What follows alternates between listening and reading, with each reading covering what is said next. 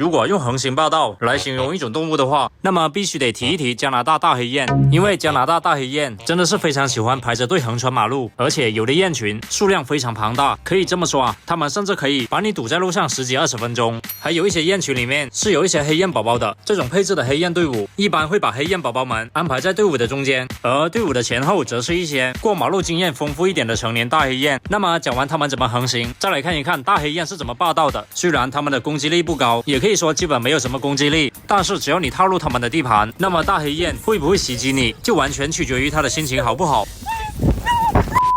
而且大黑雁也完全不在乎对方的强弱，不管对方是一位大兵，还是说婴儿车里面的宝宝，